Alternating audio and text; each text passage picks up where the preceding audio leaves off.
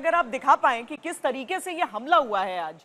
बिल्कुल, और ये जानना बहुत जरूरी है, क्योंकि देखिए अगर आप ये जाने कि किस तरीके से हमला किया गया, सबसे पहली बात अगर हम आपको बताएं कि अमेरिका ने कल गुआम में कई अपने बेसिस में अपने अपने B-2 बॉम्बर्स भेजे थे और हवाई हमले और तेज कर दिए गए, साइबर अटैक किया गया। ये भी कहा जा रहा है कि लगातार मल्टीपल अटैक से गए। ये बड़ी वॉल के जरिए हम आपको समझाने की कोशिश कर रहे हैं, एक खुफिया ऑपरेशन था और कूटनीतिक आप कह सकते हैं कि दबाव का प्रयास भी किया गया, यानी ईरान पर हर लहजे से, हर एंगल से उस पर दबाव डाला गया, चाहे वो आप मिलिट्री पॉइंट ऑफ व्यू से कह लीजिए, डिप्लोमेटिक चैनल से आप कह लीजिए, और कोशिश की गई कि एक इल्यूजन में रखा जाए ईरान को ये समझ में ना आए कि आखिरकार होने क्या वाला है। 2 हफ्ते का वक्त जो अमेरिका ने कहा था कि 2 हफ्ते लगेंगे हमें, दरअसल वो एक इल्यूजन था जो ईरान को ये समझा रहा था कि शायद अभी तो 2 हफ्ते का वक्त है, अभी तो अमेरिका सोच रहा है, लेकिन उसी समय अमेरिका ने ये एलिमेंट ऑफ सरप्राइज जारी कर दिया। अब देखिए लगातार हम आपको ये भी बता रहे हैं कि ईरान का हमला आगे क्या करने वाला है, अमेरिका हमले जारी रहे और कूटनीतिक दबाव बनाने का भी अमेरिका की तरफ से प्रयास किया जाएगा, यानी अगर हमले ईरान करने की कोशिश कर रहा है तो एक प्रेशर डाला जाएगा कि ऐसा ईरान ना करे। और इसी वजह से डोनाल्ड ट्रंप की तरफ से यह बयान दिया गया, यह कहा गया कि देखिए अगर दोबारा से अटैक किए गए तो फिर परिणाम और ज्यादा घातक होने वाला है। तो ये मुख्य बिंदु हम आपको दिखा रहे हैं कि ईरान पर हमला जो हुआ है उसके बाद अब आगे क्या करेगा अमेरिका।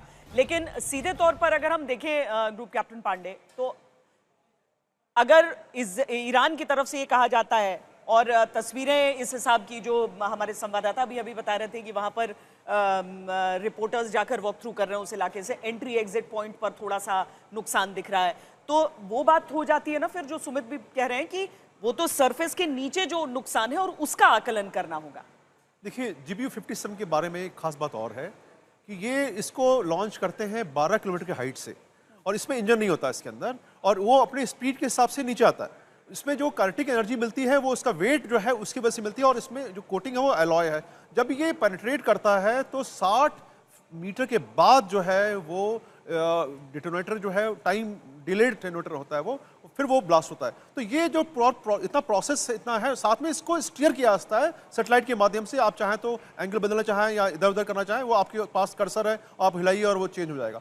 लेकिन इसके बाद जो डैमेज होता है वो उसका आंकलन अगर ये 12 घंटे में कर पा रहे हैं तो ये अतिशयोक्ति लगती है मुझको, क्योंकि इतना आसान नहीं है उसको एक्सेस करना, उसको वहाँ तक उस डैमेज को देखना, साथ में ये रिपोर्ट करना कि रेडिएशन है कि नहीं। हालांकि दोनों ने अभी ईरान के साथ साथ IAEA का भी अब आ गया कि कोई रेडिएशन नहीं हुआ, लेकिन इसमें अभी भी बहुत बड़ा प्रश्न चिन्ह है।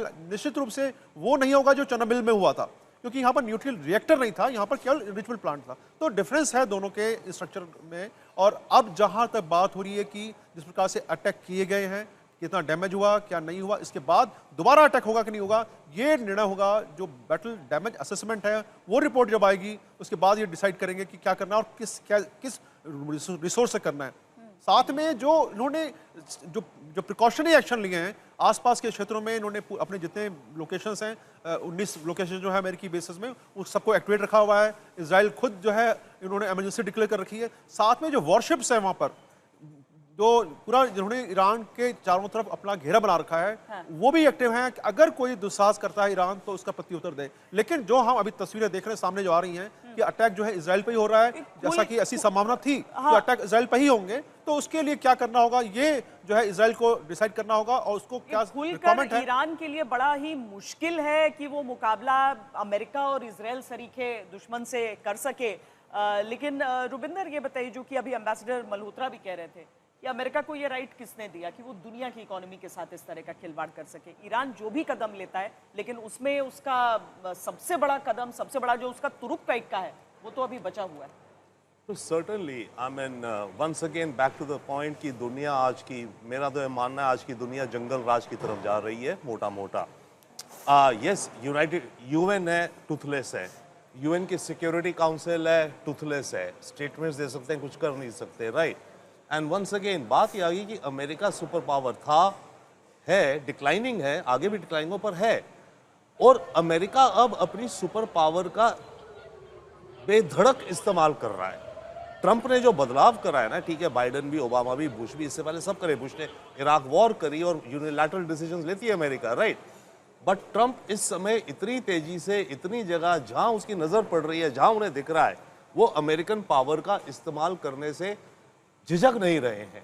तो ये मल्होत्रा सर का एब्सोल्युटली राइट पॉइंट है कि किसने उनको राइट दिया। एक और चीज होगी, ऑब्वियसली लॉजिकल है, अगर यही ईरान के पास न्यूक्लियर वेपन होता तो ये अटैक ना होता, इजराइल भी अटैक ना करता। तो लेसन तो सबके लिए यही है ना, जब से गद्दाफी और सद्दाम हुसैन गए, कि अगर आपको अपने देश को बचाना है, अल्टीमेट ट्रम्प कार्ड जो आप कह रही हैं, न्यूक्लियर वेपन होना चाहिए। चाहे गलत बात है, आई मीन क्या ह्यूमैनिटी को कितना नुकसान हो सकता है हम इमेजिन भी नहीं कर सकते, बट असलियत ये है कि कोई भी देश हो आज की तारीख में, अगर उसकी क्षमता है, न्यूक्लियर वेपन बनाओ, जल्दी बनाओ।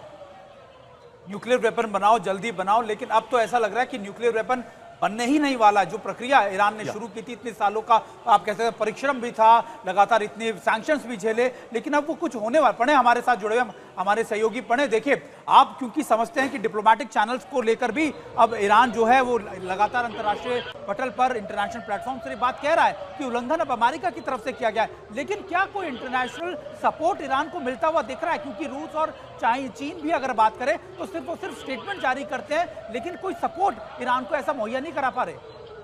हाँ, बिल्कुल ठीक कहा सुमित आपने। ईरान को किसी तरीके का कोई सैन्य समर्थन जो है वो अभी तक सामने नहीं आया है, और सैन्य समर्थन सामने न आने के सीधे सीधे तौर पर मायने ये हैं कि ईरान को अभी ये लड़ाई जो है वो अपने तय लड़नी है। हालांकि जो बयान ईरान की तरफ से आ रहे हैं, उन्होंने ये कहा भी है कि हम नहीं चाहते कि कोई तीसरा देश इसके अंदर शामिल हो, और ये लड़ाई इजराइल और ईरान के बीच की है। लेकिन अब तीसरा देश अमेरिका तो इसके अंदर कूद चुका है, तो क्या अमेरिका और इजराइल की संयुक्त ताकत के सामने क्या ईरान के साथ में कोई मुल्क सामने आएगा? कुछ इंडिकेशन सामने आए थे, लेकिन अगर रूस और चीन इसमें सामने नहीं आते हैं, जो यूनाइटेड नेशन सिक्योरिटी काउंसिल का जो रेजोल्यूशन बुलाने की या जो बैठक बुलाने की बात, जिसके लिए चिट्ठी ईरान की तरफ से लिखी गई है सुमित, उसके बाद वो बैठक माना जा रहा है कि आज देर रात हो सकती है, अन्यथा कल सुबह जो है वो ये बैठक न्यूयॉर्क के अंदर होगी, और उस बैठक के अंदर क्या तय होता है वो महत्वपूर्ण होगा। साथ ही जो बैक चैनल चल रहे थे, जिस चीज को रोकने के लिए कोशिशें चल रही थी, वो तो पूरी तरह से नाकाम हुई। अब तो सीधे तौर पर अमेरिका इस लड़ाई के अंदर शामिल है। अब ईरान जो है वो बातचीत की मेज के ऊपर आता हुआ, जब पहले ही मुश्किल था, तो अब ईरान जो है वो बातचीत की मेज पर आएगा, कम से कम मौजूदा हालात के अंदर ये नजर नहीं आता।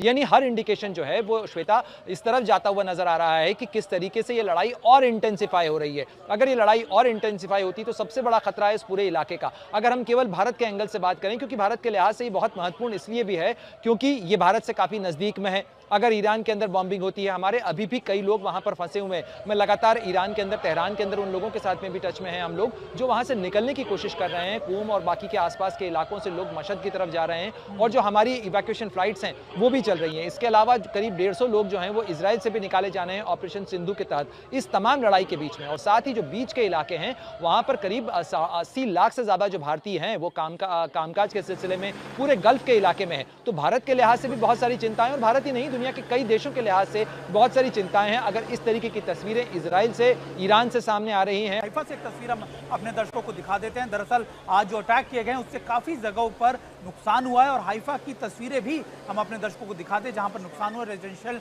एरिया में ये नुकसान हुआ है। हाइफा वो पोर्ट सिटी है जो इजराइल के लिए बहुत महत्वपूर्ण है, और ईरान इससे पहले भी कई बार कोशिश कर चुका है हाइफा में बड़े नुकसान पहुंचाने की।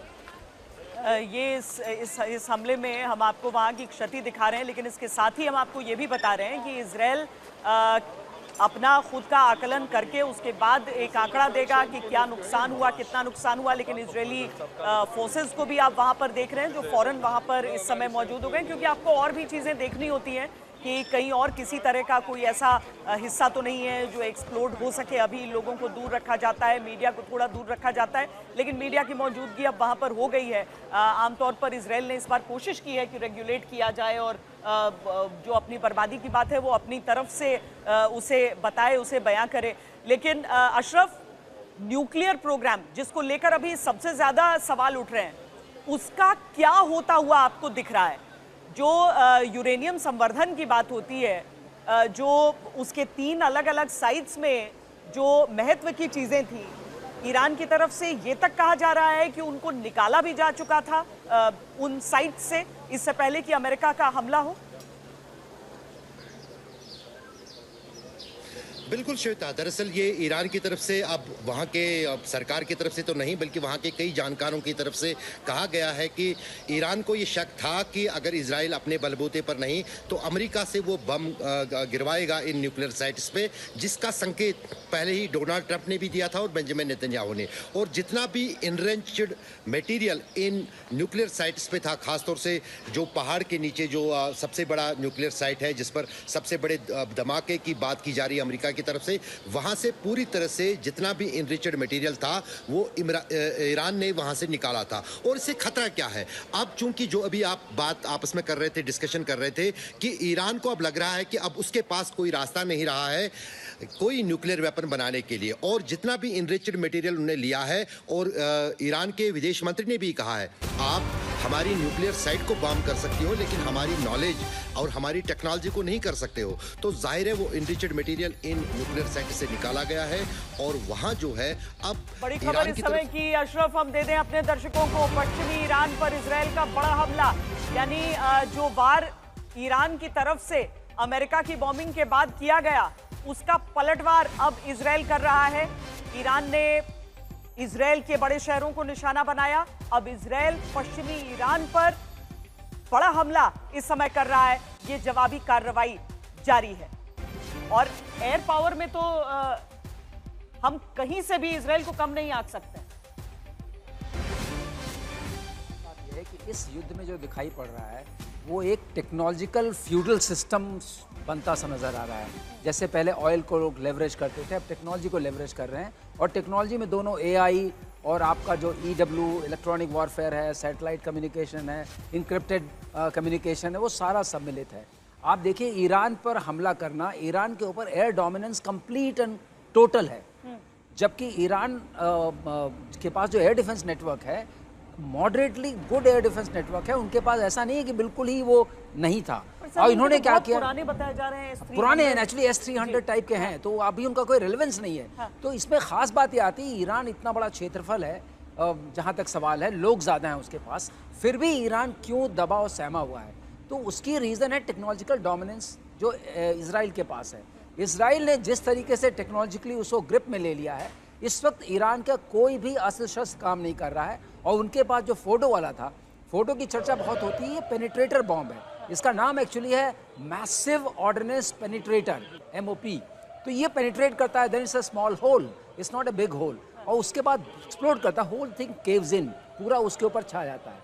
इसीलिए इन लोगों ने इस बात को समझते हुए ही इस तरह का प्रहार किया। सबको पता था अगर वहाँ यूरेनियम है और किसी तरह का रेडिएशन हो सकता है, तो अगर इसके अंदर होगा तो पहाड़ पूरा उसके ऊपर गिर गया। एक तरीके से आपने उसको पूरा कवर कर दिया, तो जो कवर हो गया है उसकी वजह से अब कुछ नहीं होगा। और जहाँ तक ये बॉम्ब्स हैं, जब पूरी आपकी एयर डोमिनेंस होती है तो आप कुछ भी कर सकते हैं। ये है, अब ईरान के पास रॉकेटरी है, लेकिन सप्लाई लाइंस कहाँ है उसको फर्दर करने के लिए, उसमें जो आपको चिप्स चाहिए रॉकेटरी को प्रिसाइज करने के लिए, जो आपको GPS के इलेक्ट्रॉनिक्स चाहिए, आप उसको भेजेंगे ना किसी तरीके से, या आपको ग्लोनेस का चाहिए, वो कहाँ से आएगा? आपको मेम्स की ज़रूरत पड़ती है, आपको सीकर्स की ज़रूरत पड़ती है, आपको कार्बन कंपोजिट्स की ज़रूरत पड़ती है।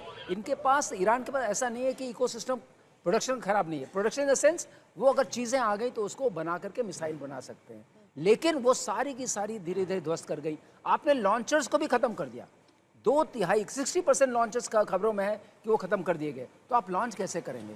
तो सर साइलोज इस तरीके से इनकी, उन्होंने क्या किया, अगर एक बात मैं कह सकूँ, उन्होंने इजराइल ने प्रिसाइज तरीके से इनकी मिलिट्री लीडरशिप, न्यूक्लियर साइंटिस्ट की जो लीडरशिप थी, और जो इनके लॉन्चर्स थे, और इनकी जो कैपेसिटी टू फाइट थी, उसको डिग्रेड किया।